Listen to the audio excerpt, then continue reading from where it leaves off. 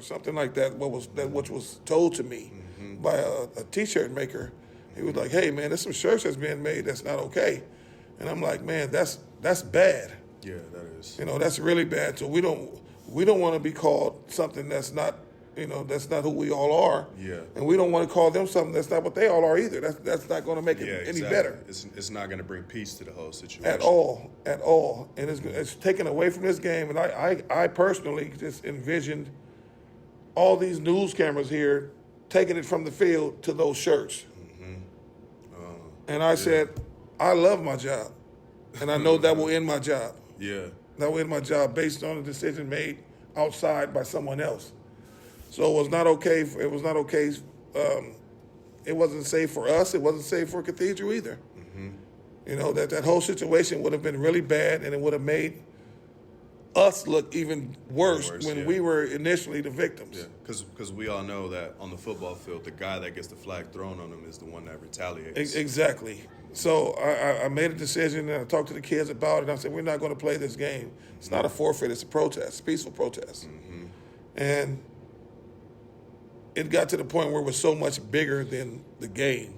Yeah, it seemed like it, yeah. So everyone wanted to come out. I know you guys going to take it to them, be extra hard, extra this. And I'm looking at, my kids were angry.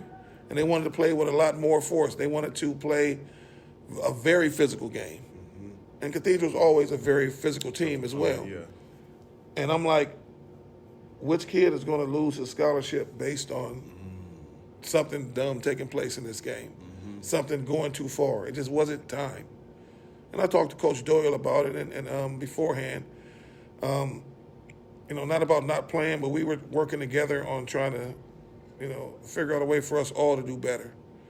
Because it's not just a Cathedral Catholic incident. It wasn't just an incident with, Orange Glen and Coronado.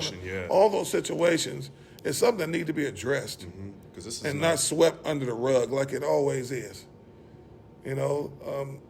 Unfortunately, sometimes those schools take we don't want to talk approach. No comment approach.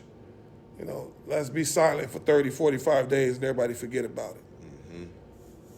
Well, we had the stage and we wasn't going to allow it to continue to be silent. Yeah. We brought it back up. Yeah. And we were willing to not play this game as a peaceful protest, a way that we all can get better. We all need to do better. We don't want to be discriminated against, called out of our names, but we also do not want to discriminate and call other people out of their names either. Yeah, as well. So I'm not just looking at Cathedral or Coronado, I'm looking at all of us. There's ways that we all can do better. And by saying it that way, I think we can address everybody. It's okay for everybody to breathe a little bit better and say, you know what, we all can do better, not just one group. So I'm not pointing the finger at one group. I never was. You're looking at everyone. Yeah, my whole thing is there's things that we can do better as well. We come out, we have our music and things like that, and sometimes our music are saying derogatory things, and we're promoting that. So we're wrong. And I'm going to look at that too. And so we've been dealing with this for so long. I remember 10 years old playing over here at Valencia Park. My coach is telling me, you go to certain areas, you're going to be looked at differently. You may be called out your name. There's things that you may be stepped on after the play. There's things that take place to get you to retaliate. And I looked at that situation as one of those situations. Yeah.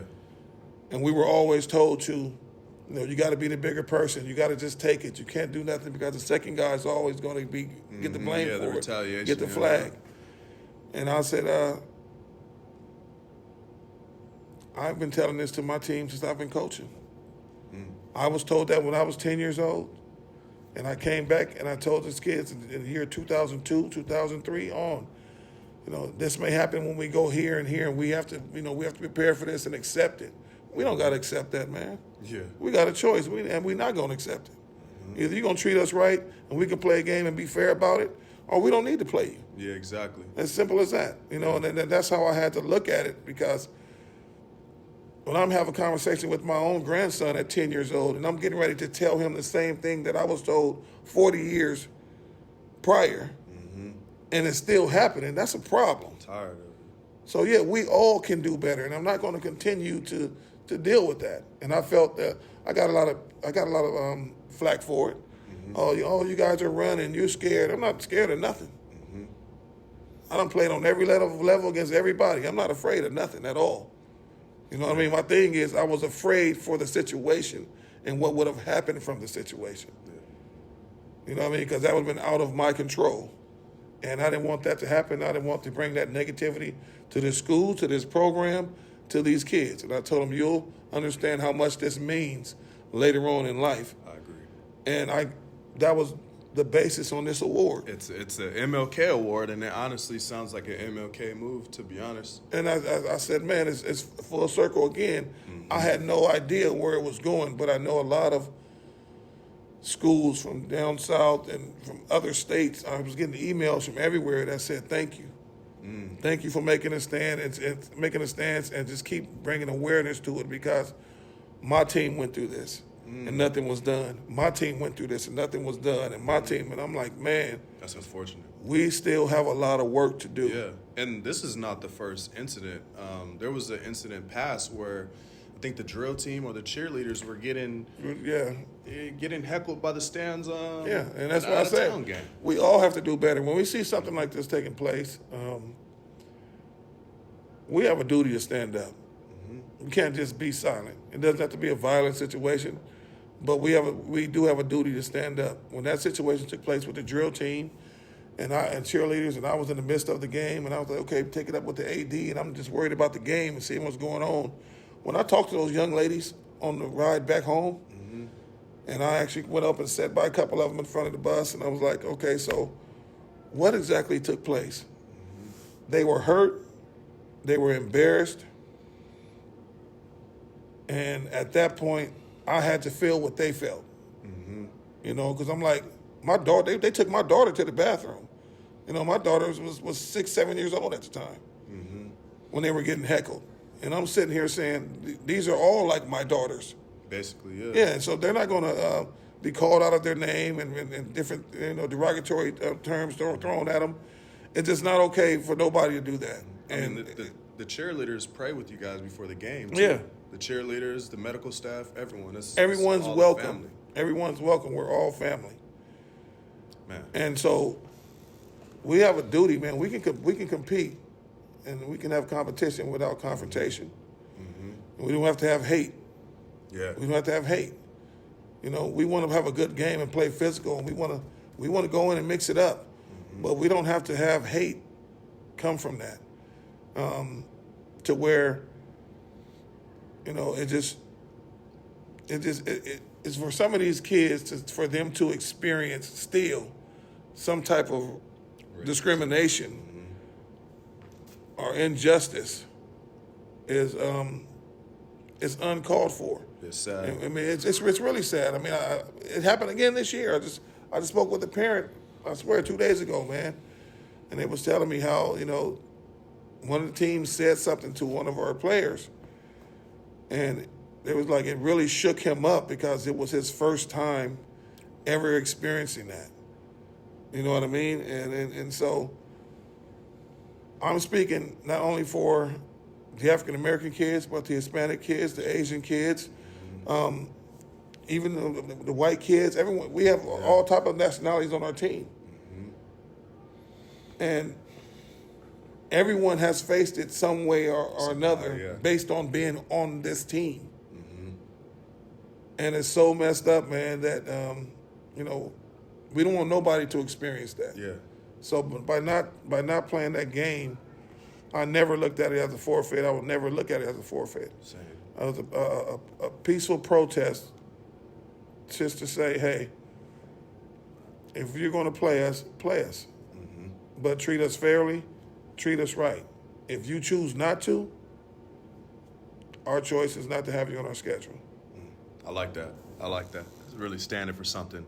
God always has the sun prepared to shine extra bright after a terrible storm.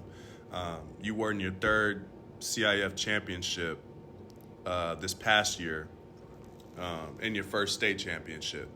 You know what I mean? After the fact with these issues going on. As a coach, when did it pop up in your head that your team had the potential to go all the way? Because I know there was a situation where I had seen something and I was like, okay, yeah, this is the discipline is there. But you as a coach, when did you kind of feel like your team had potential? Well, they just worked, man. They worked extremely hard. We try to instill more discipline in them every year. You know, we find that we always have to find a way, areas that we can get better in. We have so much work we have to do. The kids showed up and they just kept working. They kept working and they kept competing. And that was the main thing. It's like, from walking in here, man, and there's scouts, and I'm saying, I got 4 kids walking in to see the scouts, and I'm asking, my first question, who has the best GPA? You know? Yeah. Well, Coach, I got a 3.7 right now. Okay, well, I'm at a 3.9. Well, I'm at a 4.0. Well, I got 2 AP classes. I'm at a 4.2. And so the scouts looking around saying, like, man, they're competing in the classroom like that as well. So, yeah. You know, which just shows, hey, we're doing something different. And so, you know, that transpired over to the field as well. I got to get in on this tackle. I got to make this play. If I don't get there, my brother going to get the play. He going to have all the tackles. And everybody just flew around, and I'm like, it was contagious. Yeah. This defense that we had this past year was grimy. Amazing. It was grimy. It was. They didn't. They just, everybody wanted a part of it. Wanted to be a part of it, and then the offense did the same thing. Unselfish play. They played for each other. I seen some of the text messages that they sent to each other during the season, and I saw a true brotherhood. Yeah. A true brotherhood. They love each other, and they wanted to play for each other. That's good. And when somebody went down, somebody stepped up and took their place. Persevering. Yeah. Man, persevering through a lot of injuries. Man, I'm telling you, everybody, and they encouraged the young guys, and they showed them the way.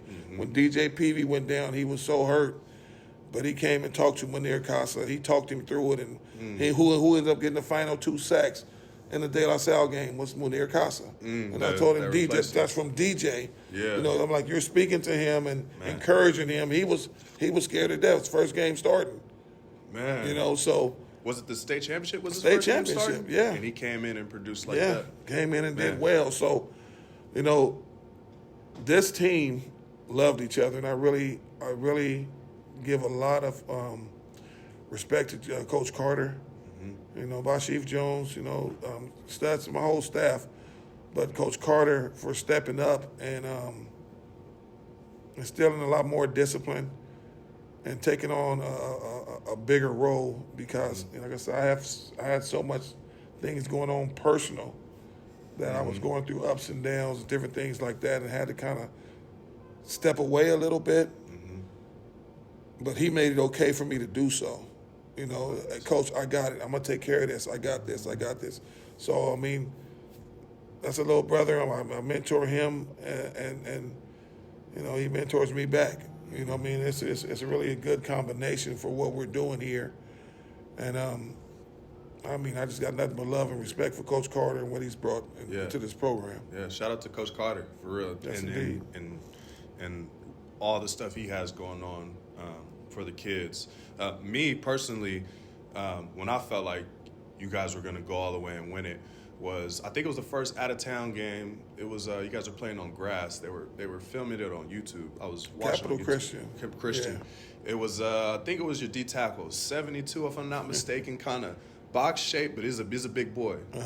He got pushed after the whistle, and it was just like it was something that I wanted to do something through the screen. He got pushed after the whistle. He kind of looked at the guy that pushed him. And then he had his teammate come, didn't hold him back, really. He didn't really have to hold him back because he was calm himself. Tapped him and said, come on, let's go. I said, man, there it goes right there. You know what I mean? That's something that you can say, but for someone to actually, like, take it into consideration and actually do it, and when the moment in the fight of the battle happens and he reacted like that, I was just really proud of that kid. I was just really proud of the program. And I remember that, man, because there was some times in that game. That game started out really crazy. I mean, they were low chop blocking on kickoffs. I mean, it was things happening that I had to tell the ref, are you really allowing this to happen? Mm-hmm. You know, and I'm waiting for him. You know, I'm like, okay, we're going to start retaliating, and then it's going to be a problem. You know, and so I got to protect my kids. But I saw that they had restraint. They had restraint, and gave it to him too. I told them, you know, and this is one thing that me and Coach Carter's been preaching to him from the beginning. I said, hey, we're going to work hard and we're going to compete every single day. But we're extremely dangerous when we're having fun. So when we smile and play our game, backflips, oh my goodness. I mean, those kids play at such a high level. And if somebody does something to them, I said, the best thing you can do to them is smile. When you smile and walk away, or you laugh and walk away, that makes people so angry. It's a little uncomfortable too for them. Like, what? I can't get to this guy. So we have to find a different way of coping, because it's out there. Everybody knows it. Hey, get them out of the character. Get them out of character. Get them upset. Get them arguing with each other or wanting to fight and retaliate. And then we have a better shot at winning, because they're gonna come apart. Yeah. And I told them that's what they're all trying to do to us. Basically, yeah. So let's have fun and fly around. Just have fun.